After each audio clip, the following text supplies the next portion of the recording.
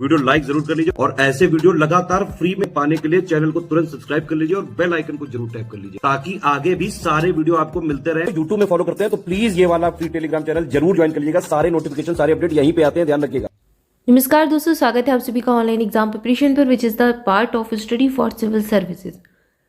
दोस्तों आरओ 2023 के एग्जाम की तैयारी में हम आरओ यानी कि समीक्षा अधिकारी, सहायक समीक्षा अधिकारी के पिछले वर्षों के प्रश्नों को देकर चल रहे हैं और इसकी सीरीज चल रही है टॉपिक वाइज यानी कि सब्जेक्ट के अकॉर्डिंग हम चल रहे हैं।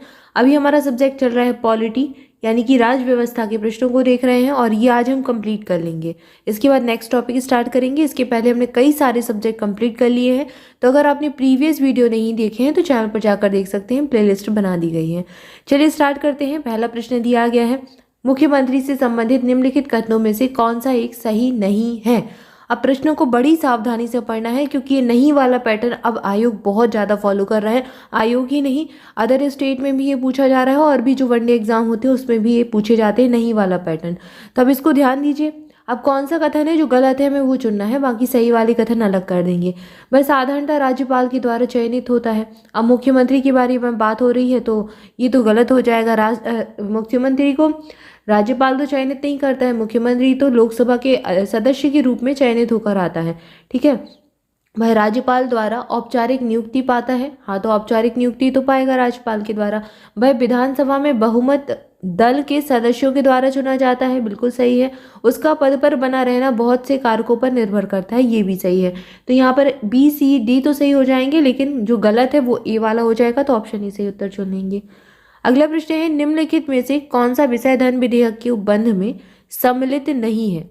मैंने आपको बताया था कि धन विधेयक ऐसा विधेयक है जिसके बारे में लोकसभा के पास ज़्यादा शक्तियाँ होती हैं। लगभग एक हिसाब से कहें कि लोकसभा के पास ही पूरी शक्तियाँ होती हैं। मतलब धन विधेयक को अगर लोकसभा पारित कर दे तो बस नाम मात्र के लिए औपचारिकता के तौर पर वह राज्यसभा में जाता है और राज्यसभा को 14 दिन की अवधि के अंदर उसको पारित करना ही होता है। तो यहाँ पर इस चीज़ को ये जरूर याद रखें, धन विधेयक के संदर्भ में ये प्रश्न भी पूछा गया है। अब आइए ये प्रश्न देखते हैं। कर से संबंधित उपबंध, उधार लेने से संबंधित उपबंध, या फिर संचित निधि आकस्मिकता की अभिरक्षा से संबंधित उपबंध, या फिर जुर्माने या फिर अर्थदंड से संबंधित उपबंध। तो धन विधेयक के उपबंध में कौन सम्मिलित नहीं है, मतलब कौन सा है जो धन विधेयक में नहीं आएगा। तो ये वाले 3 तो आ जाएंगे, चौथा नहीं आएगा। जुर्माना या फिर अर्थदंड से संबंधित उपबंध धन विधेयक के अंतर्गत नहीं आते हैं, तो ऑप्शन डी चुन लेंगे। इसके बाद अगला प्रश्न है, भारत में संविधान की मूल संरचना यानी कि जो बुनियादी ढांचा का सिद्धांत है वो कहाँ से लिया गया, उसका स्रोत क्या है। तो ये न्याय की व्याख्या है। ठीक है, इसका सर्वोच्च न्यायालय इसकी व्याख्या करता है समय समय पर कि संविधान की मूल संरचना क्या है, बुनियादी ढांचा क्या है। अगला प्रश्न दिया गया, भारत का उपराष्ट्रपति, इनके संदर्भ में बताना है कि कौन सा कथन सही है। यह भारत का द्वितीय उच्चतम प्रतिष्ठित पदधारी होता है, तो बिल्कुल सही है। राष्ट्रपति के बाद उपराष्ट्रपति का नंबर आता है। इनके पास पद से संबंध कोई औपचारिक कार्य या फिर दायित्व नहीं होता है, ये भी सही है। राष्ट्रपति की अनुपस्थिति में उसके कार्यों का निर्वहन करेगा, बिल्कुल सही दिया गया है। राष्ट्रपति का पद त्याग या फिर अपद स्थिरीकरण या फिर मृत्यु के चलते राष्ट्रपति के रूप में कार्य करता है, तो ये भी कथन सही है। तो उपराष्ट्रपति के संदर्भ में ये चारों ही कथन सही दिया गया है, इसलिए ऑप्शन डी सही उत्तर चुन लेंगे। आइए आगे बढ़ते हैं, अगला प्रश्न देखते हैं। अगला प्रश्न है, संविधान की 73वें और 74वें 73rd कॉन्स्टिट्यूशन अमेंडमेंट और 74th कॉन्स्टिट्यूशन अमेंडमेंट निम्नलिखित में से किनके द्वारा सृजन के लिए उत्तरदायी है। तो 73rd और 74 में क्या है, नगरीय निकाय और ग्राम पंचायत है। ठीक है, तो अब ये किसके सृजन के लिए उत्तरदायी है, राज्य निर्वाचन आयोग के लिए, जिला निर्वाचन समिति के लिए, राज्य वित्त आयोग के लिए, या फिर राज्य संपत्ति कर मूल्य निर्धारण बोर्ड के लिए। तो यहाँ पर ये वाला जो ये निर्धारण करेंगे 73rd 74 में, तो यहाँ पर ये सारी चीज़ें आ जाएंगी। राज्य का निर्वाचन आयोग भी आ जाएगा, जिला नियोजन समिति बनाना भी आ जाएगा और राज्य के वित्त आयोग का गठन करना भी आ जाएगा। और ये वाला जो है ये गलत हो जाएगा, चौथा वाला। तो 1 2 3 सही हो जाएंगे। अब यहाँ पर ये जो है ये कॉन्स्टिट्यूशन अमेंडमेंट हुए थे, एक में आई थी नगरीय निकाय आए थे और एक में आई थी ग्राम पंचायतों से संबंधित। अब नगरीय निकाय और ग्राम पंचायत, इसमें क्या है, इसमें सारी चीज़ों की व्यवस्थाएं हैं कि नगर पालिका, नगर परिषद या जो होती है नगरीय निकाय होते हैं उनमें क्या क्या सुविधाएं होनी चाहिए। राज्य के लिए एक वित्त आयोग भी बनेगा और जो उनके प्रशासनिक ढांचा है, जो काम करने वाले लोग हैं जैसे कि अध्यक्ष उपाध्यक्ष, तो इनका निर्वाचन भी किया जाएगा, किस तरीके से निर्वाचन होगा, सारी चीज़ें इसमें दी गई हैं। ठीक है, लेकिन इसमें राज्य संपत्ति कर मूल्य निर्धारण बोर्ड का उल्लेख नहीं है, तो ये वाला गलत हो जाएगा। अगला प्रश्न है, गणतंत्रीय अवधारणा से संबंधित निम्नांकित में से कौन सा कथन सही नहीं है। एक राज्य जिसमें जनता सर्वोच्च हो, सर्वोच्च शक्ति निर्वाचन प्रधान में निहित हो, सर्वोच्च शक्ति एक राजा के समान या फिर एक ही व्यक्ति में निहित हो, तो ये वाला हमारे गणतंत्रीय अवधारणा में निहित नहीं होगा। बाकी ये तो ठीक है, ये वाला भी सही है। और एक ऐसी सरकार जो जनता द्वारा निर्वाचित प्रतिनिधियों की हो, तो ये भी हमारे यहाँ फॉलो किया जाता है। लेकिन हम इस प्रकार की एक सर्वोच्च शक्ति की कल्पना नहीं करते, एक सर्वोच्च शक्ति की बात नहीं करते जहाँ पर एक राजा के समान व्यक्ति में निहित हो, मतलब एक ही व्यक्ति में सारी शक्तियाँ निहित हो। हमारे यहाँ शक्तियों का विकेंद्रीकरण है, शक्तियों का विभाजन किया गया है संघ, राज्य और संघ के लोगों के बीच में। ठीक है, अगला प्रश्न है, निम्नलिखित में से किस एक ने भारत की संविधान सभा के गठन का विचार दिया था। तो भारत की संविधान सभा के गठन का विचार सबसे पहले कैबिनेट मिशन योजना में आया था। ऑप्शन सी सही उत्तर हो जाएगा। अगला प्रश्न है, यहाँ पर संसद के अधिकारियों में सम्मिलित हैं, कौन कौन आएगा संसद में। तो संसद के अधिकारियों में अध्यक्ष होता है लोकसभा का, उपाध्यक्ष लोकसभा का, महासचिव लोकसभा का और अध्यक्ष होता है राज्यसभा का। ये सभी रहेंगे संसद में। संसद बनती है लोकसभा, राज्यसभा और राष्ट्रपति से मिलकर। ठीक है, तो ये सभी इसमें सम्मिलित रहेंगे। ऑप्शन डी सही उत्तर हो जाएगा। इसके बाद अगला प्रश्न है, निम्नलिखित में से किस एक अधिनियम ने भारत में संघीय शासन की व्यवस्था दी थी। तो ये भारत सरकार अधिनियम 1935 था। भारत में संसद द्वारा बंधुआ मजदूरी को प्रतिबंधित करने वाला अधिनियम कब पारित हुआ था। 1976 में, 1976 में। अगला प्रश्न है, भारतीय संविधान में मूल अधिकारों का विचार लिया गया है। कहाँ से हमने मूल अधिकार, जो हमारे फंडामेंटल राइट्स हैं, वो कहाँ से लिए, अमेरिका के संविधान से। निम्नलिखित में से कौन भारतीय संविधान के 73वें संशोधन में सम्मिलित हैं। 73rd वाले कॉन्स्टिट्यूशन अमेंडमेंट में क्या क्या आ जाएगा, जिला पंचायत, क्षेत्र पंचायत और ग्राम पंचायत आ जाएंगी, यानी कि 1, 2, 3। लेकिन नगर पंचायत 74th वाले में आएगा। ठीक है ना, पहले ग्रामीण निकाय फिर नगरीय निकाय। इसके बाद अगला प्रश्न दिया गया है, मनरेगा कार्यक्रम निम्नलिखित में से भारतीय संविधान के किस अनुच्छेद को लागू करने के लिए लाया गया था। मनरेगा जो है वो लाया गया था, मतलब काम देने का अधिकार। तो मनरेगा में क्या होता, अब तो पहले ये नरेगा था, फिर मनरेगा हो गया, महात्मा गांधी हो गया, रोजगार गारंटी योजना है। तो ये आर्टिकल 43 है, आर्टिकल 43 को लागू करने का अधिकार दिया गया था इसके तहत।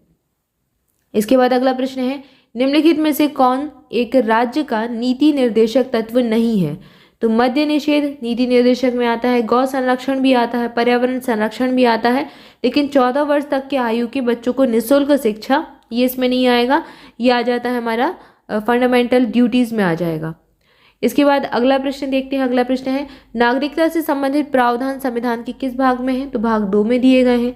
भारत के संविधान के अंतर्गत कौन सा अनुच्छेद कारखानों में बालकों के नियोजन का प्रतिषेध करता है। ये बहुत इंपॉर्टेंट आर्टिकल है, वेरी वेरी इंपॉर्टेंट है, कई सारे एग्जाम में पूछा जा चुका है। अनुच्छेद 24 है। इसके बाद अगला प्रश्न है, निम्नलिखित अनुच्छेदों में से किस एक को डॉक्टर BR अम्बेडकर द्वारा संविधान का हृदय एवं आत्मा कहा गया है। तो अम्बेडकर जी ने अनुच्छेद 32 को, अनुच्छेद 32 क्या कहता है, संवैधानिक सुधारों का अधिकार है। अनुच्छेद 32 को हृदय और आत्मा कहा है संविधान की, याद रखते हैं। और इसमें जो आर्टिकल दिए गए हैं, इन आर्टिकल्स को भी देख लेंगे। इसमें क्या है, जैसे 19 में बोलने की स्वतंत्रता है। ठीक है, स्वतंत्रता के अधिकार के अंतर्गत ये मौलिक अधिकार की ही आर्टिकल है सारे, तो इनको जरूर याद कर लें। इसके बाद अगला प्रश्न दिया गया, किसी व्यक्ति को एक ही अपराध के लिए एक बार से अधिक अभियोजित या फिर दंडित नहीं किया जाएगा। हमारा संविधान ऐसा कहता है कि अगर कोई व्यक्ति ने एक अपराध किया है तो एक ही अपराध के लिए उसे बार बार दंडित नहीं किया जाएगा। तो अपराधों के लिए दोष सिद्धि के संबंध में उपरोक्त संरक्षण किस अनुच्छेद के अंतर्गत दिया गया है। यह आर्टिकल 20 के अंतर्गत दिया गया है। इसके बाद अगला प्रश्न है, सूचना का अधिकार कैसा अधिकार है। तो सूचना का अधिकार एक विधिक अधिकार बन चुका है, एक विधि का अधिकार बन गया है। पहले ये एक मौलिक अधिकार होता था, अब यहाँ से हटाकर इसको एक विधिक अधिकार बना दिया। इसके बाद नहीं, ये सूचना का अधिकार तो ये अभी आया था, ये एक विधिक अधिकार ही है। एक और अधिकार था संपत्ति का अधिकार। संपत्ति का अधिकार क्या था, एक मौलिक अधिकार था, फिर उसको एक विधिक अधिकार, संवैधानिक अधिकार बना दिया था।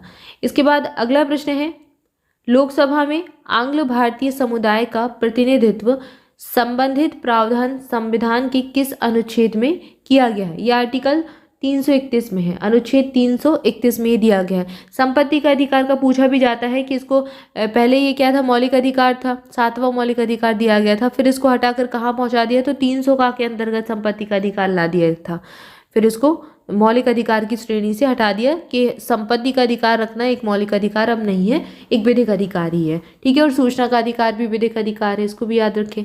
इसके बाद अगला प्रश्न है, निम्नलिखित में से किसे द्वितीय पीढ़ी का मानव अधिकार समझा जाता है? तो समता का अधिकार जो है, समता यानी कि समानता का अधिकार द्वितीय पीढ़ी का मानव अधिकार समझा जाता है। वित्त विधेयक के बारे में विशेष उपबंध किस आर्टिकल के अंतर्गत आते हैं? तो आर्टिकल 117 है जो कि विशेष उपबंध करता है। अगला प्रश्न है, अनुसूचित जनजातियों, यहाँ एसटी शेड्यूल्ड ट्राइब्स की बात हो रही है, इनके लिए राष्ट्रीय आयोग के गठित करने का प्रावधान संविधान के किस अनुच्छेद में है? तो एसटी जो शेड्यूल्ड ट्राइब्स हैं इनके लिए एक राष्ट्रीय आयोग बनाया जाएगा, गठित किया जाएगा। यह आर्टिकल 338 का में 338A में दिया गया है। निम्नलिखित में से किसे भारत सरकार का प्रथम विधि अधिकारी समझा जाता है? तो ये भारत का महान्यायवादी होता है। संघ लोक सेवा आयोग अपना वार्षिक प्रतिवेदन किसको सौंपता है? राष्ट्रपति को। संविधान के किस अनुच्छेद के अंतर्गत न्यायालयों के द्वारा संसद की कार्यवाहिका की जांच करना प्रतिबंधित किया गया है? आर्टिकल 122 के अंतर्गत। इसके बाद अगला प्रश्न दिया गया है, दो कथन दिए गए हैं, बताना है सही है या फिर व्याख्या कर रहा है या नहीं। पहला कथन दिया गया है, कोई व्यक्ति उपराष्ट्रपति निर्वाचित होने का पात्र तभी होगा जब वह राज्यसभा का सदस्य होने के लिए अर्हत होगा। तो बिल्कुल सही दिया गया है। उपराष्ट्रपति राज्यसभा का पदेन सभापति होता है। तो बताना है कि कौन सा कथन सही है। तो ये बिल्कुल सही है और दोनों इसकी व्याख्या भी कर रहा है दूसरा वाला कथन, तो ऑप्शन ए सही उत्तर चुन लेंगे। अगला प्रश्न है, निम्नलिखित में से किसके द्वारा संपत्ति के मूल अधिकार का लोप किया गया था? तो ये था संविधान का 44वां संशोधन, जो अभी मैं आपको बता रही थी ऊपर, 44 वाला कॉन्स्टिट्यूशन अमेंडमेंट किया गया था, जिसके अंतर्गत संपत्ति के अधिकार को, मतलब संपत्ति का अधिकार पहले एक मूल अधिकार होता था, मूल अधिकार की श्रेणी से हटा दिया, इसका लोप कर दिया, तो ऑप्शन सी सही उत्तर हो जाएगा। अगला प्रश्न है, संविधान के अंतर्गत पंचायतों में महिलाओं को 1/3 प्रतिनिधित्व की गारंटी कौन सा अनुच्छेद देता है? तो ये आर्टिकल 243 घ में दिया गया है कि महिलाओं के लिए 1/3 आरक्षण होगा। कहाँ पर? पंचायती राज में, मतलब पंचायतों में। अगला प्रश्न है, बम्बई, मद्रास और कलकत्ता में उच्च न्यायालय की स्थापना कब हुई? 1861 में हुई। इसके बाद अगला प्रश्न दिया गया है, किसी राज्य के मुख्यमंत्री से संबंधित निम्नलिखित कथनों में से कौन सा सही नहीं है? जो गलत है वो छांटना है। तो मुख्यमंत्री राज्यपाल के द्वारा नियुक्ति की जाती है, सही है। सामान्यतः मुख्यमंत्री मंत्री परिषद की बैठकों की अध्यक्षता करते हैं, ये भी सही है। राज्यपाल मुख्यमंत्री की सलाह पर अपने समस्त कृत्यों का प्रयोग करते हैं, तो ये तो गलत हो जाएगा। मंत्रियों की नियुक्ति राज्यपाल और मुख्यमंत्री की सलाह पर करते हैं, तो ये बिल्कुल सही है। राज्यपाल मंत्रियों की नियुक्ति करता है, किसकी सलाह पर? मुख्यमंत्री की सलाह पर करता है। लेकिन राज्यपाल बाध्यकारी नहीं है कि मुख्यमंत्री की सारी सलाह माने और उसकी सलाह पर ही सारे काम करें, तो ऑप्शन सी सही उत्तर हो जाएगा, क्योंकि ये गलत दिया गया है। अगला प्रश्न है, कावेरी नदी के जल बंटवारे का जो विवाद है किन राज्यों से संबंधित है?